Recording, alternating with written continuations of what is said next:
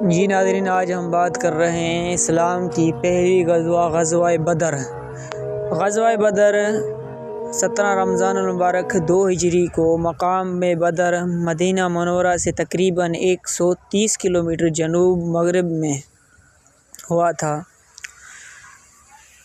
غزوہ بدر میں قریش مکہ مسلمانوں کو سخت اذیتیں دیتے رہے اور ان کا مال ضبط کر لیا۔ اسی ظلم کے جواب میں مسلمانوں نے قریش کے تجارتی قافلے کو روکنے کا ارادہ کیا، لیکن معاملہ ایک باقاعدہ جنگ میں بدل گیا۔ غزوہ بدر میں مسلمانوں کی تعداد 313 کم ساز و سامان کے ساتھ تھا اور مکہ کے قریش کا تقریباً 1000 مکمل اسلحہ اور طاقت کے ساتھ تھا۔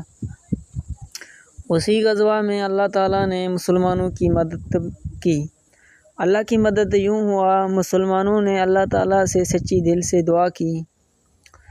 قرآن کے مطابق اللہ نے فرشتوں کے ذریعے مدد فرمائی، جس سے مسلمانوں کو حوصلہ اور غلبہ ملا۔ جیسا کہ اللہ پہ یقین ہو تو اللہ تعالیٰ ہر جگہ پہ مسلمان ہو انشاءاللہ مدد لازمی کرتا ہے، جیسا کہ صحابہ کی مدد اللہ تعالیٰ نے اس میں کی۔ یہ 313 بہت کم تھا اور اسلحہ بھی بہت ساز و سامان کم تھا، لیکن 1000 بہت بڑا لشکر تھا، یعنی ایک کے مقابلے میں کم سے کم 3 آدمی تھے۔ نتیجہ مسلمانوں کو شاندار فتح نصیب ہوئی۔ قریش کے 70 سردار قتل اور 70 قیدی بنائے گئے۔ اسلام کی طاقت اور حقیقت واضح ہوگی۔ اہم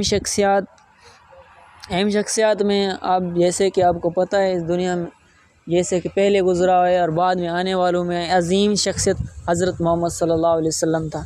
حضرت محمد صلی اللہ علیہ وسلم اس عظیم جنگ کے سپہ سالار تھے۔ حضرت ابوبکر صدیق رضی اللہ تعالیٰ عنہ، حضرت عمر رضی اللہ تعالیٰ عنہ، حضرت علی رضی اللہ تعالیٰ عنہ، حضرت حمزہ رضی اللہ تعالیٰ عنہ۔ قریش کی طرف سے ابو جہل قتل ہوا۔ سبق: اس جنگ سے ہمیں جو سبق ملتا ہے وہ یہ ہے کہ ایمان، صبر اور توکل سے کمزور بھی طاقتور پر غالب آ سکتا ہے۔ اللہ کی مدد حق والوں کے ساتھ ہوتی ہے۔ نظم و ضبط کامیابی کی بنیاد ہے۔ Thank you so much.